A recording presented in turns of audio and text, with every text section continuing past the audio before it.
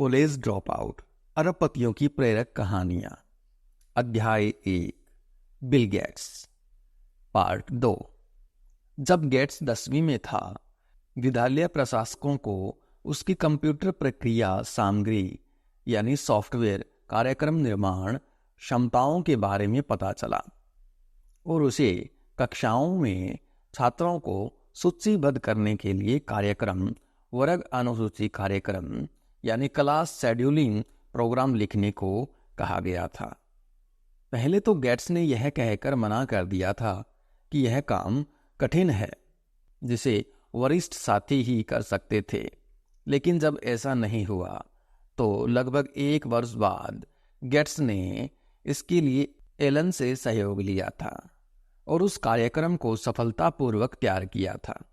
इस बीच वर्ष 1971 की दूसरी छमाही में लेक्साइड में 12वीं की पढ़ाई पूरी करने के बाद एलन यूनिवर्सिटी ऑफ वाशिंगटन में स्नातक कला समाज विज्ञान यानी बीए सोशल साइंस में प्रवेश कर चुका था। इस कार्य के लिए विद्यालय ने उन दोनों को भुगतान भी किया था। टर्फ और डेटा की स्थापना वर्ष 1972 की गर्मियों में जब बिल गेट्स 12वीं में प्रवेश कर रहा था और पॉल एलन भी छुट्टियां बिताने के लिए महाविद्यालय से घर आ गया था, तो दोनों ने एक साझा कंपनी टर्फ और डेटा की स्थापना की थी। इसका उद्देश्य सड़क यातायात की गिनती करने वाली मशीनों से प्राप्त कच्चे आंकड़ों को पढ़ना और ट्रैफिक इंजीनियर्स के लिए प्रतिवेदन तैयार करना था। वैसे तो इस कंपनी ने लगभग $20,000 की आय अर्जित की थी, लेकिन यह अनुभव कुछ वर्षों बाद माइक्रोसॉफ्ट की स्थापना की दिशा में महत्वपूर्ण भूमिका निभाने वाला था। वास्तव में उस समय अमेरिका में राज्यव्यय स्थानीय प्रशासन न्यूमेटिक रोड ट्यूब तकनीक पर आधारित ट्रैफिक काउंटर यानी यातायात की गिनती करने वाली मशीन के माध्यम से यातायात सर्वेक्षण करता रहा। रबड़ की नलियों को सड़क भर में फैला दिया था और गुजरे वाहन नलियों की हवा में कंपन पैदा करते थे, जो सड़क के किनारे पर लगी मशीनों पर अभिलिखित होते थे। वर्ष 1970 में उन गिनतियों को पेपर टेप पर यांत्रिक तरीके से टंकित किया गया था। शहर का स्थानीय प्रशासन इन यातायात आंकड़ों को प्रतिवेदन में बदलने के लिए निजी कंपनियों को नियुक्त करती रहती थी और यातायात अभियंता ट्रैफिक लाइट को समायोजित करने या सड़कों को अधिक अच्छा बनाने के लिए इन प्रतिवेदनों का उपयोग करते थे।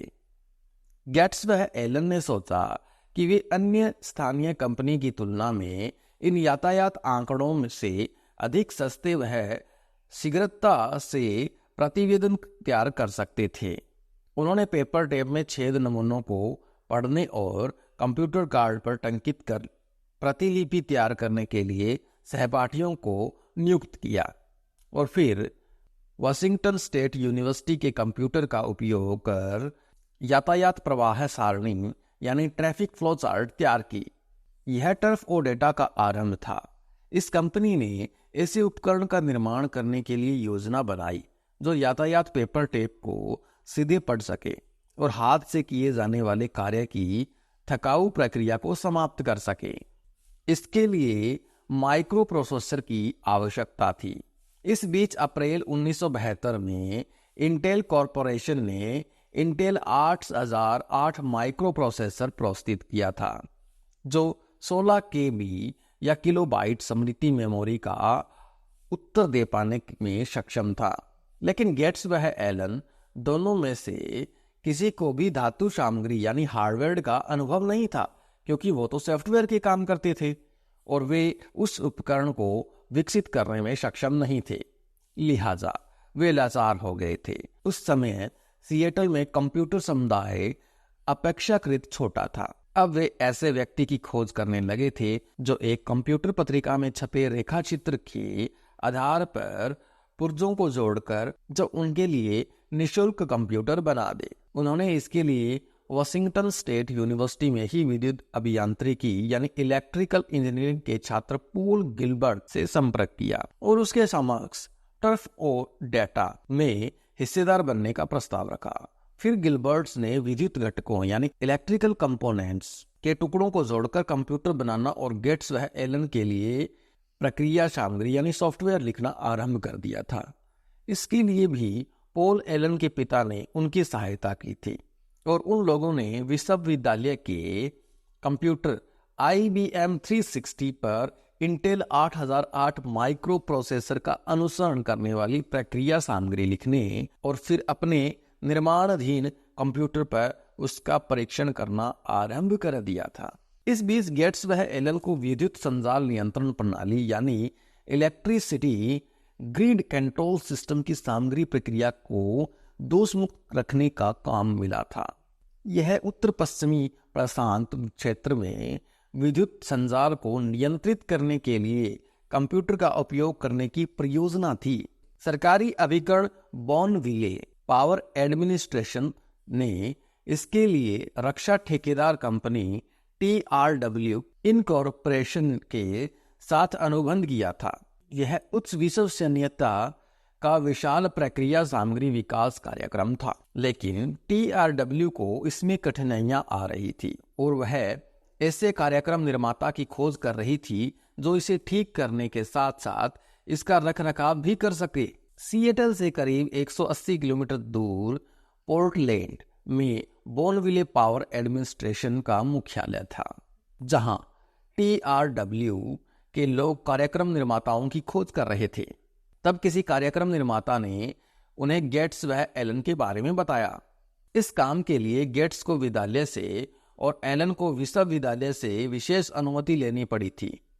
इस काम के लिए वर्ष 1973 की गर्मियों में दोनों करीब 4 महीने तक पोर्टलैंड से वाशिंगटन प्रांत के शहर वैंकूवर यानी कोलंबिया नदी के उत्तरी छोर पर जो गांव था में किराए के अपार्टमेंट में रह रहे थे।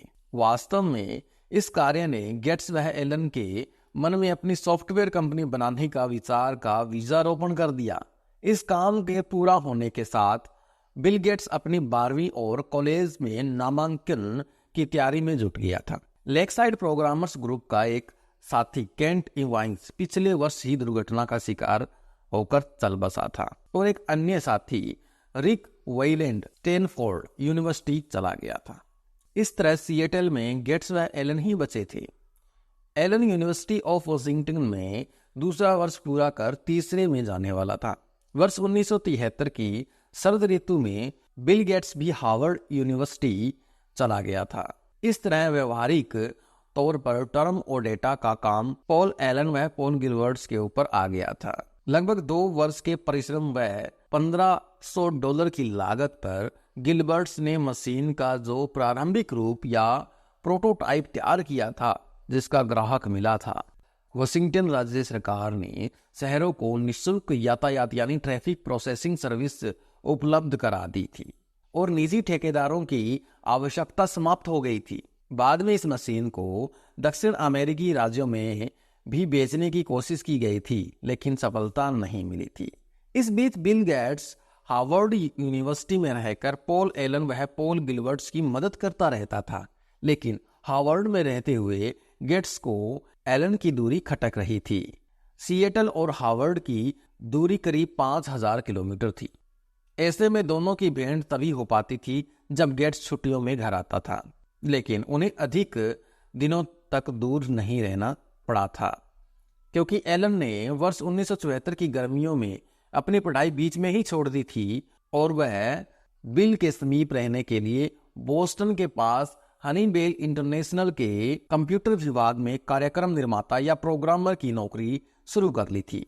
इसमें अधिक समय नहीं लग रहा था जब वर्ष 1975 के आरंभ में उन दोनों को हमेशा के लिए अपना जीवन बदल लेने का मौका मिल गया था और 4 अप्रैल को माइक्रोसॉफ्ट की स्थापना हो गई थी। वर्ष 1974 से 1980 के बीच टर्फ और डेटा को लगभग $4000 का शुद्ध घाटा हुआ था और इस बीच माइक्रोसॉफ्ट की स्थापना होने के बाद उसका काम लगभग बंद ही हो गया था। हार्वर्ड यूनिवर्सिटी बिल गेट्स ने महाविद्यालय में नामांकन के लिए अमेरिका में आयोजित होने वाली प्रवेश परीक्षा यानी शैक्षिक मूल्यांकन परीक्षा में 1600 में से 1590 अंक हासिल किए थे।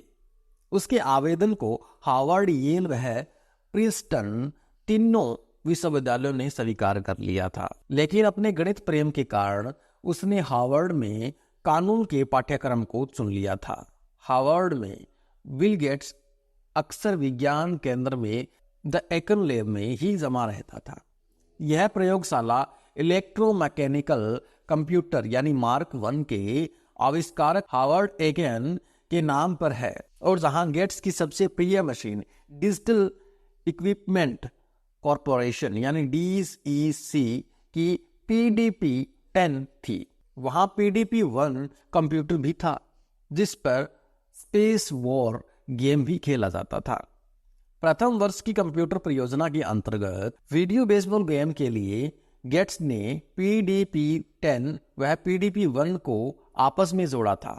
ऐसा करने के पीछे एक कारण यह भी था कि वह PDP-1 पर स्पेस वॉर गेम के लिए भी वही प्रदर्शन पटल उपयोग में लाया करता था।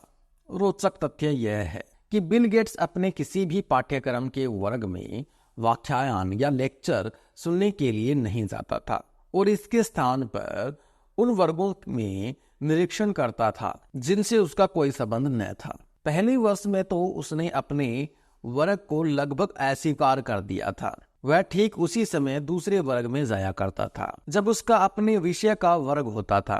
अपनी खींच उतारने के लिए वह जमकर पोकर यानी ताश का विशेष खेल, जो जुआ, रणनीति व कौशल को सम्मिलित करता है, खेलता था। कुर्सियर हाउस के विनोद कक्ष यानी कॉमन रूम में यह खेल रात भर चलता रहता था, जो पोकर रूम के रूप में जाने लगा था। हर रात $1000 या उससे ज्यादा राशि की हार जीत होती थी। पोकर में भी बिल गेट्स का प्रिय था स्वेन कॉर्डस्टर्ट। वास्तव में गेट्स एकाउंटवादी था। यदि वह किसी चीज पर ध्यान केंद्रित करता तो बस उससे चिपक ही जाता था। अर्थशास्त्र की कक्षा में गेट्स की मुलाकात स्टीव बॉलमर से हुई थी, जो वर्ष 1980 में माइक्रोसॉफ्ट के 30वें कर्मचारी व पहले व्यवसाय प्रबंधक यानी बिजनेस मैनेजर के रूप में नियुक्त हुआ था। वर्ष 1998 में अध्यक्ष यानी प्रेसिडेंट और वर्ष 2001 में मुख्य कार्यकारी अधिकारी बना था यानी CEO। बाल्मर कुरियर हाउस में ही गेट्स से नीचे वाली मंजिल पर रहता था। वैसे तो बाल्मर ऊपरी तौर पर गेट्स से बहुत अलग था, लेकिन वह उधम मचाने वाला वह झुंड में रहने वाला था। वह विश्वविद्यालय के सर्वाधिक सक्रिय छात्रों में था, जो हर संगठन में शामिल होने, नेतृत्व करने के लिए उतावला रहता था। वह अंडर ग्रेजुएट के बीच मित्रता, बातचीत व सौहार्द लाने के लिए हेस्टिंग पुडिंग क्लब में सक्रिय था। हेस्टिंग पुडिंग अमेरिका का पारंपरिक पकवान है, जो हलवे की तरह होता है और मक्का के आटे व दूध से बनाया जाता है। वह फुटबॉल टीम में भी शामिल था। वह समलैंगिक अधिकारों की आवाज उठाने वाली पत्रिका द एडवोकेट का प्रकाशक और हार्वर्ड कॉलेज के अंतर स्नातकों यानी अंडर ग्रेजुएट द्वारा निकाले जाने वाले कैम्ब्रिज के एकमात्र दैनिक अखबार द हार्वर्ड क्रिम्सन का विज्ञापन प्रबंधक भी था। गेट्स और बाल्मर के बीच मित्रता का सबसे बड़ा कारण था उन दोनों की असाधारण तीव्रता। वे एक साथ ऊंची आवाज में बातें करते थे, तर्क वितर्क करते थे, अध्ययन करते थे, धमाल करते थे और दोनों एक साथ फिल्में देखने भी जाते थे।